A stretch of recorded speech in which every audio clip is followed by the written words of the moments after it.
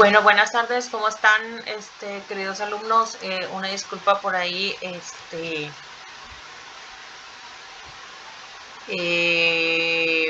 pues, habíamos programado la clase a las 4 de la tarde, me pasó un detallito, pero aquí estamos ya con la grabación. Permítanme compartirles la pantalla.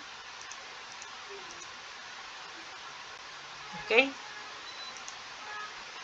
Estamos trabajando la semana del 7 al 14 de julio, que es genética molecular. Entenderá y conocerá la información genética molecular, estructura del ADN, conocerá generalidades de la biotecnología en sí. Bueno, les voy a compartir aquí lo que tenemos que hacer en esta semana, de la del 7 al 14 de julio, que ya estarán ustedes trabajando y que tienen hasta el lunes próximo para entregarme la tarea. Son unos ejercicios que están aquí del libro, que están en las páginas. Todos los trabajos deben incluir portada, introducción del tema, desarrollo del tema, conclusión del tema, bibliografía y actividades. Déjenme, se los hago un poquito más grande, porque si me estuvieron preguntando ahí, como que no se veían muy bien, la información no estaba muy pequeña.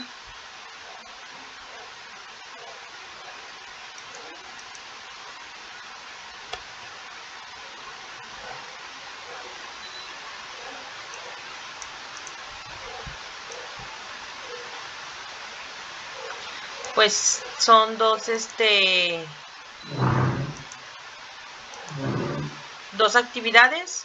En formato Word facilitará resuelta la actividad de aprendizaje de la página 57 de tu libro base, y la segunda son el punto 1 y el punto 2 de la heteroevaluación de las páginas 60 y 61. Ok, bueno, y pues aquí ya las tenemos ya abiertas con la fecha adecuada.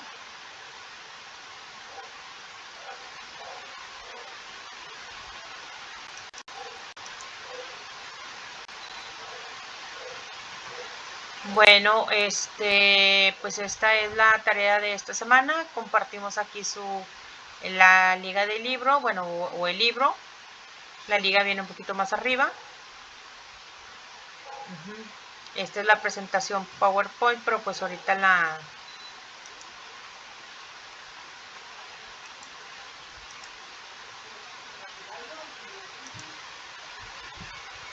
abrimos.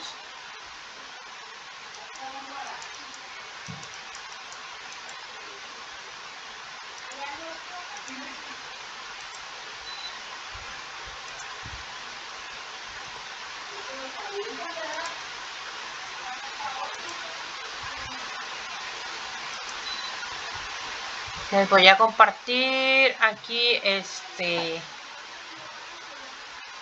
rapidito lo que es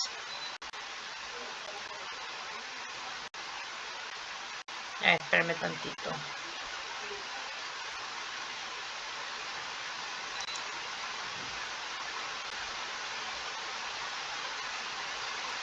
Pues un pequeño video, ¿verdad?, de lo que es este tema. Los biólogos de la década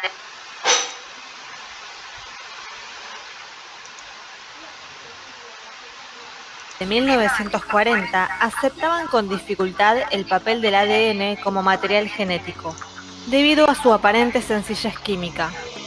Se pensó que el ADN era un simple polímero largo formado por solo 4 tipos de subunidades, parecidas químicamente entre sí. En los primeros años de la década de 1950, se estudió el ADN mediante la técnica de difracción de rayos X, un método que permite determinar la estructura tridimensional de una molécula a una resolución atómica. Los primeros resultados de difracción de rayos X aportaron una de las primeras pistas que condujeron a la estructura de Watson y Crick del ADN.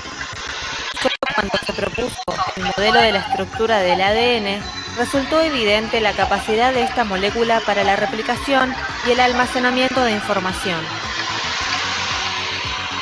En este video examinaremos la estructura de la molécula de ADN y expondremos de forma muy generalizada por qué puede almacenar información hereditaria.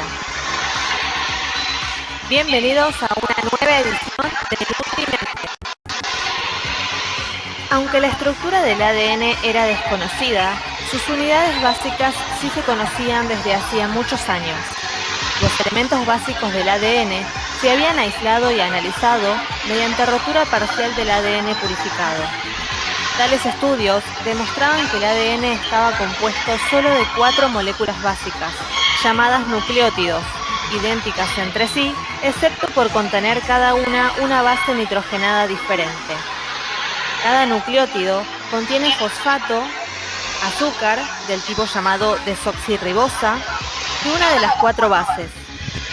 En ausencia del grupo fosfato, la base y la desoxirribosa forman un nucleósido en vez de un nucleótido. Las 4 bases son adenina, guanina, citosina y timina. Sin embargo, resulta más cómodo referirse a cada nucleótido por la abreviatura de su base, A, G, C y T respectivamente. 2 de las bases, adenina y guanina, son de estructura similar y se denominan urinas. Las otras 2 bases, citosina y timina, también son similares y se denominan pirimidinas. Después de que se hiciera evidente el papel central del ADN en la herencia, muchos científicos se dispusieron a determinar su estructura con exactitud.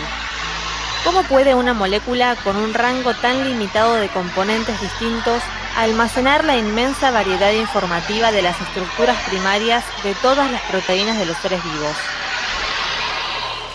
Los primeros que tuvieron éxito en el empeño de encontrar una estructura razonable para el ADN fueron Watson y Crick en 1953. Trabajaron en 2 tipos de pistas. En primer lugar, Rosalind Franklin y Maurice Wilkins habían acumulado gran número de datos de difracción de rayos X sobre la estructura del ADN. En estos experimentos se dirigen rayos X sobre fibras de ADN y se recoge la difracción de los rayos sobre una película fotográfica en la que los rayos producen manchas.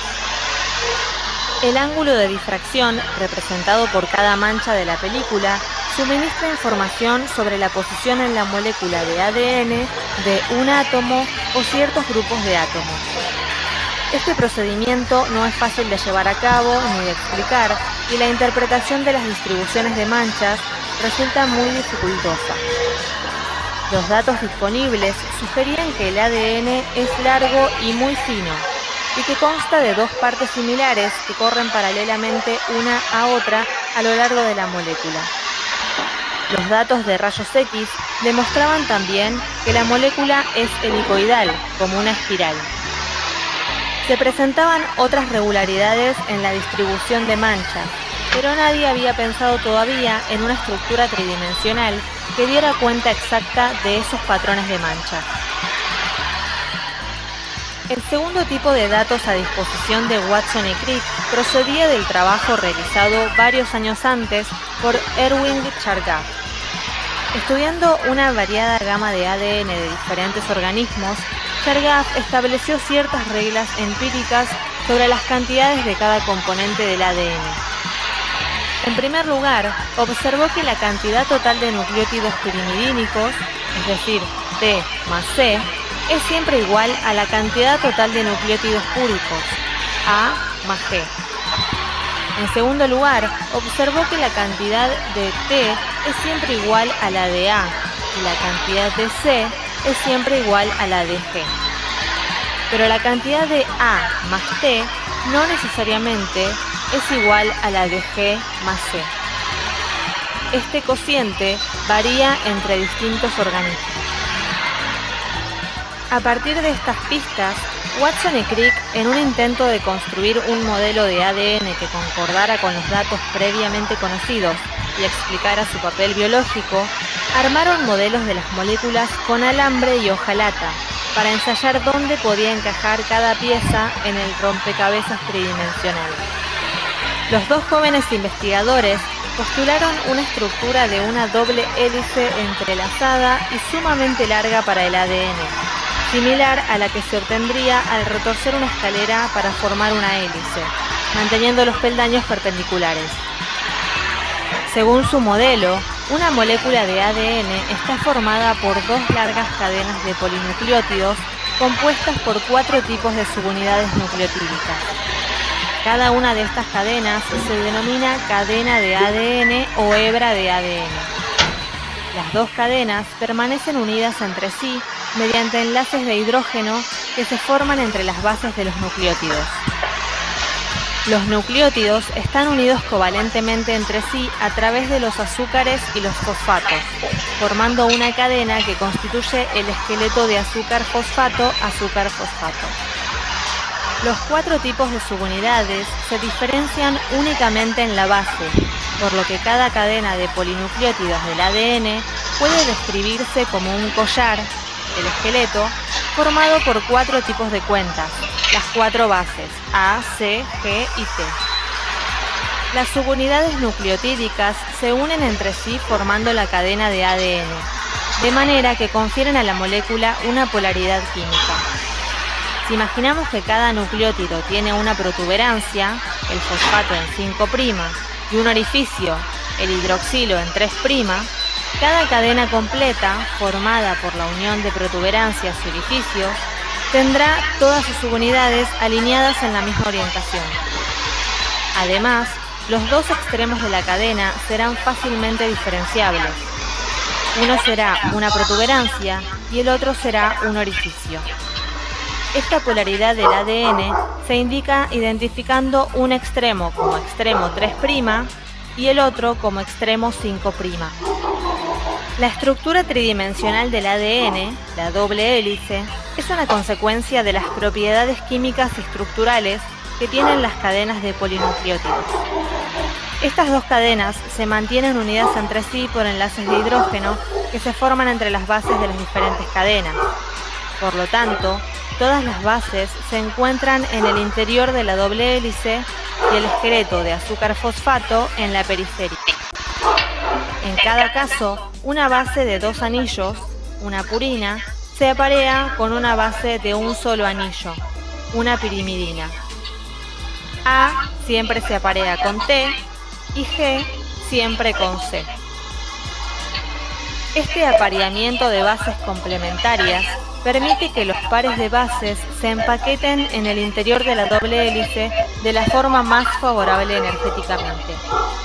Según esta distribución, cada par de bases tiene aproximadamente el mismo tamaño, manteniendo así el esqueleto de azúcar-fosfato a la misma distancia a lo largo de la molécula de ADN. Además, los dos esqueletos de azúcar-fosfato se enrollan uno en torno al otro, formando una doble hélice que da una vuelta completa cada 10 pares de bases. Los miembros de cada par de bases solo pueden unirse dentro de la doble hélice si las dos cadenas son antiparalelas, es decir, si la polaridad de una cadena está orientada de manera opuesta a la de la otra cadena. Una consecuencia de los requerimientos del apareamiento de las bases es que cada una de las cadenas de una molécula de ADN contiene una secuencia de nucleótidos exactamente complementaria a la secuencia de nucleótidos de la otra.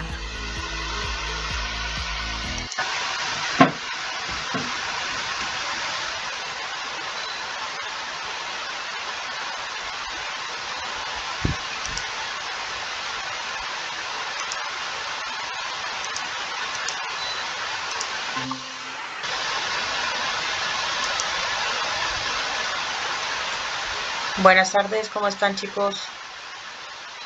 Pues aquí presentándoles la clase de esta semana. Creo que según yo ya estaba aquí en la clase y pues creo que no, que me sacó. Bueno, en esta semanita vamos a presentar aquí lo que es la semana 8.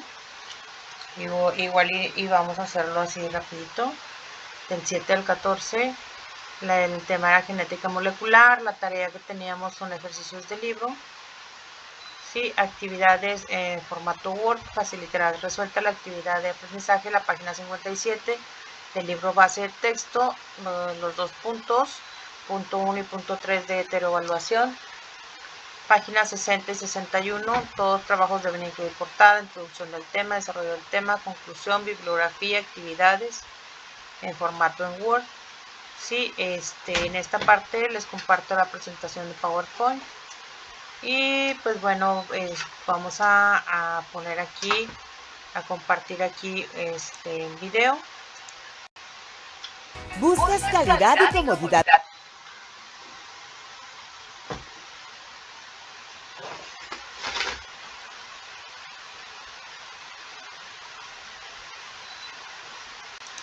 ¿Buscas calidad y comodidad en muebles? Entonces tienes que venir los últimos días del Sofá Club en Avanti. Aprovecha.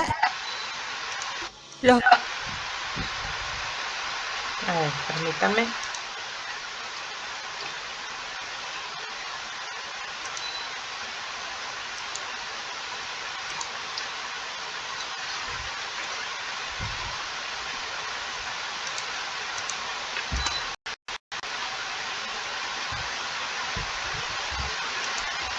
Los biólogos de la década de 1940 aceptaban con dificultad el papel del ADN como material genético, debido a su aparente sencillez química.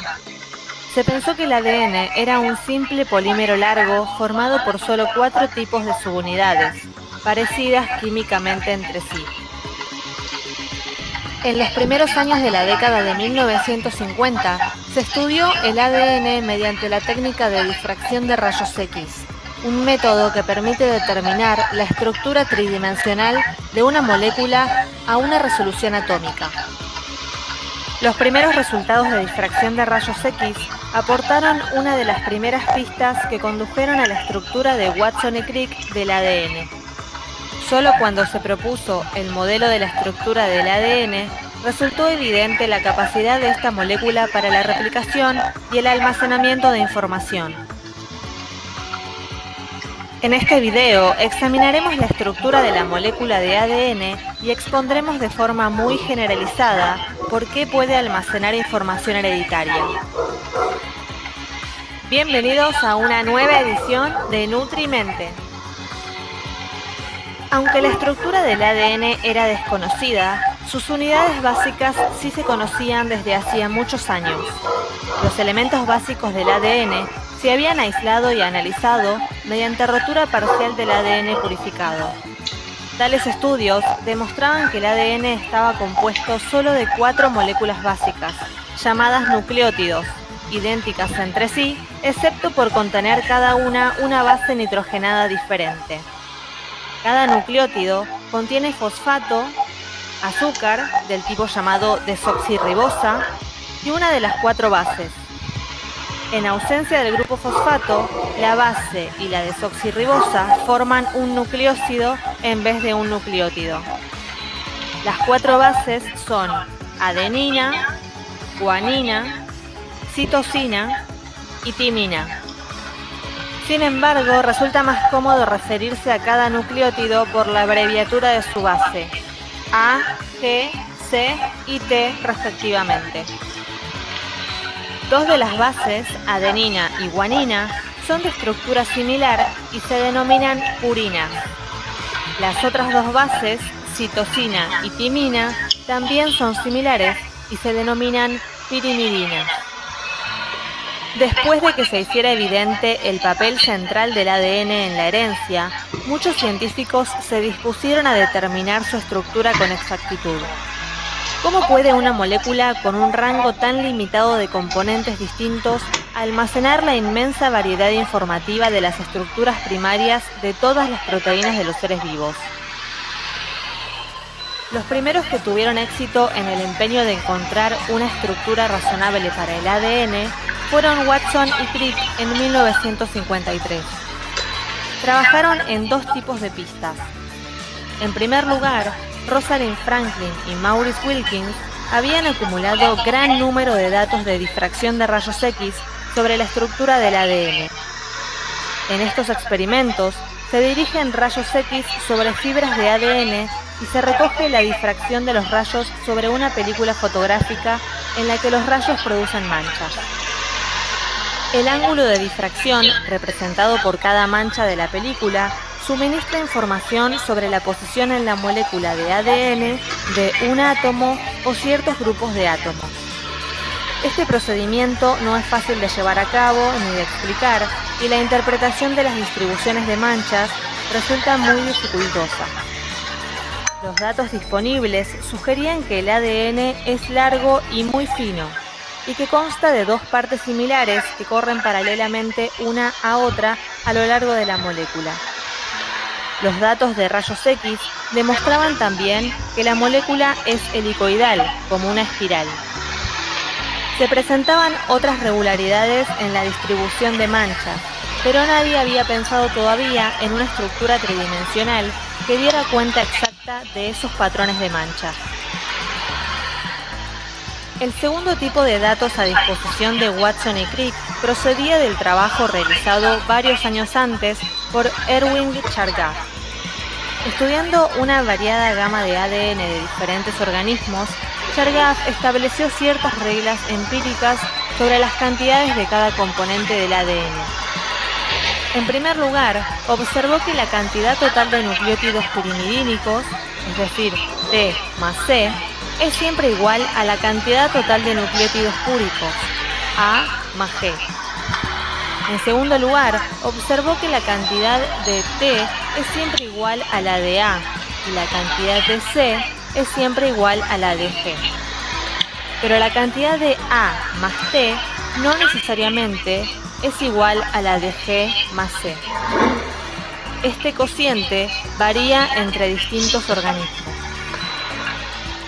A partir de estas pistas, Watson y Crick, en un intento de construir un modelo de ADN que concordara con los datos previamente conocidos y explicara su papel biológico, armaron modelos de las moléculas con alambre y hojalata para ensayar dónde podía encajar cada pieza en el rompecabezas tridimensional.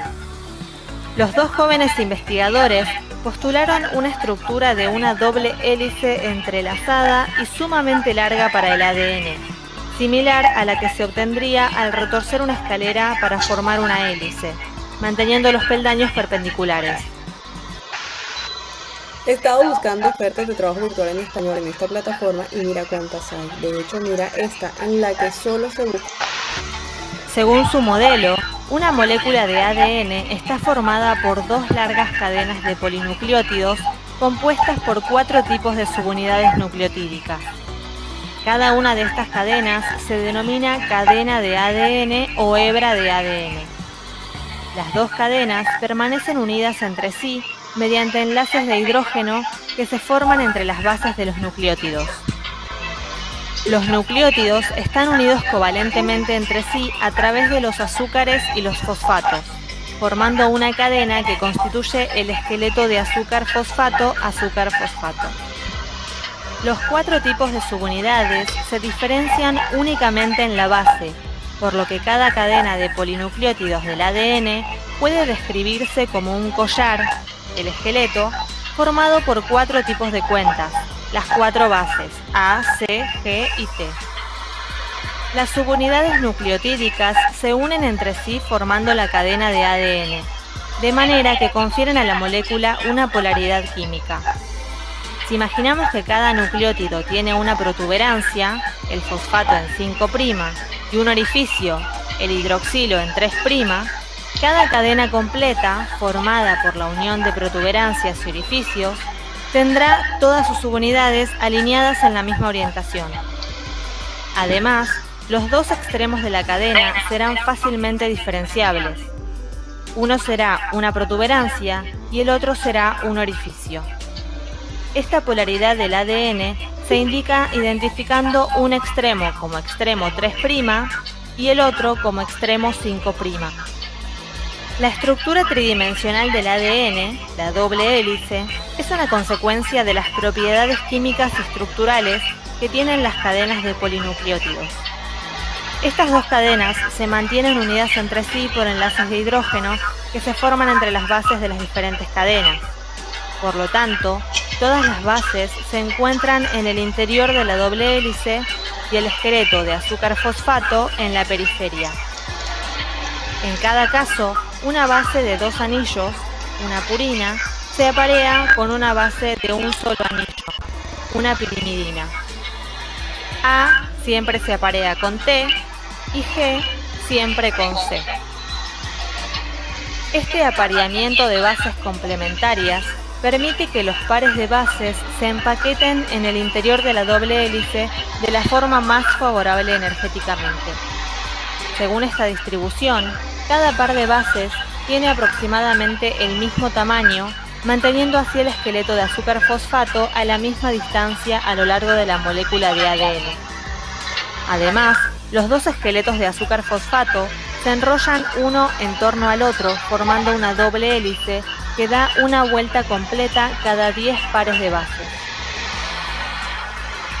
Los miembros de cada par de bases solo pueden unirse dentro de la doble hélice si las dos cadenas son antiparalelas, es decir, si la polaridad de una cadena está orientada de manera opuesta a la de la otra cadena. Una consecuencia de los requerimientos del apareamiento de las bases es que cada una de las cadenas de una molécula de ADN contiene una secuencia de nucleótidos exactamente complementaria a la secuencia de nucleótidos de la otra. Vistas en 3 dimensiones, las bases aparecen más bien como estructuras planas que se apilan parcialmente unas sobre otras en la estructura retorcida de la hélice doble. Este apilamiento de bases coopera tremendamente a la estabilidad de la molécula al excluir las moléculas de agua de los espacios entre los pares de bases. Este fenómeno se parece mucho a la fuerza estabilizadora que se percibe al introducir en el agua dos placas de cristal unidas y se intenta a continuación separarlas. Posteriormente, se observó que había dos formas de ADN en las fibras analizadas mediante difracción. La forma A está menos hidratada que la forma B y es más compacta. Se cree que la forma B del ADN es la que se encuentra comúnmente en las células vivas.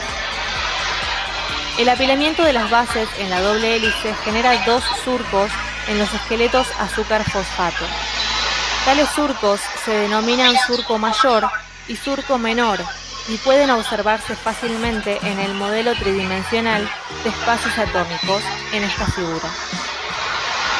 A medida que Watson y Crick trabajaban con el modelo, comenzaron a advertir varios hechos interesantes, como por ejemplo que los nucleótidos situados en cualquiera de las cadenas de la doble hélice podían acoplarse en cualquier orden o secuencia.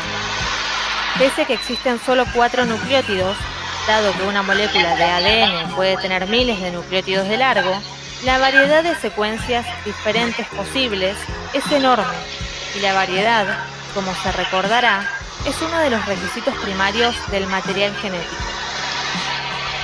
La elucidación de la estructura del ADN provocó una gran excitación entre los genetistas y en todas las áreas de la biología, por 2 razones fundamentales. En primer lugar, la estructura sugería una forma obvia por la que la molécula puede ser duplicada o replicada, ya que cada base determina a su complementaria mediante los puentes de hidrógeno. Hasta entonces, esta propiedad esencial de la molécula genética había sido un misterio.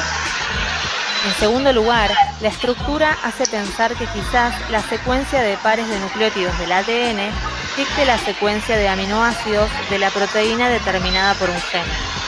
En otras palabras, algún tipo de código genético podría escribir información en el ADN como una secuencia de pares de nucleótidos y traducirla luego al lenguaje diferente de secuencias de aminoácidos de las proteínas. Profundizaremos en esto en otros videos del canal. Si este video te sirvió para aprender o comprender mejor este tema, o si simplemente te gustó, por favor dale like y te invito a suscribirte al canal. Nutrimente es un proyecto de divulgación científica que tiene el objetivo de apoyar y ayudar en la labor de estudiantes y docentes para el conocimiento de las ciencias naturales y, por qué no, brindar respuestas a cualquier mente curiosa que quiera aprender sobre estos temas y nutrirse de conocimiento.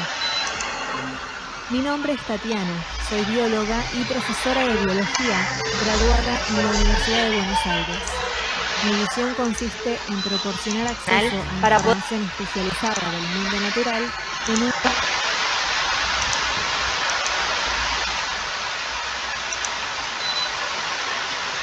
Bueno, aquí estamos de nuevo. Me sacó un poquito, aquí he estado batallando tantito con lo de la plataforma. Bueno, pues ya nada más así en forma rápida.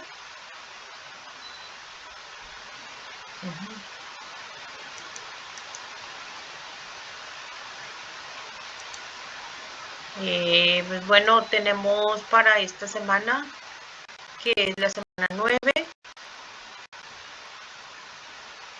Permítanme un tantito.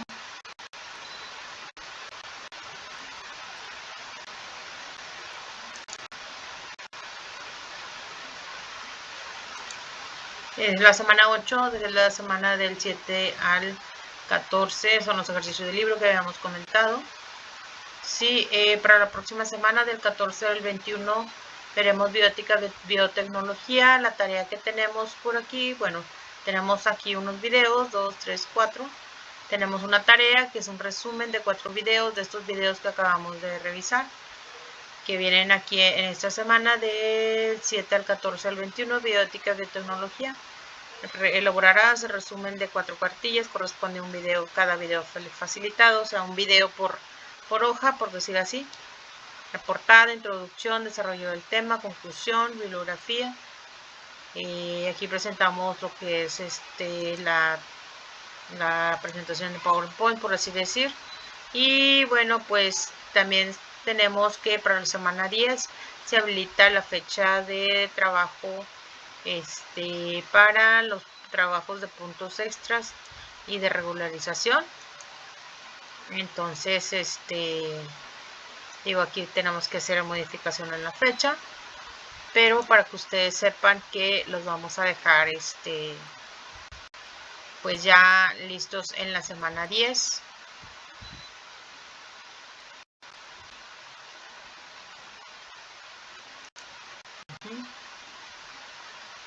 Estamos en la 9.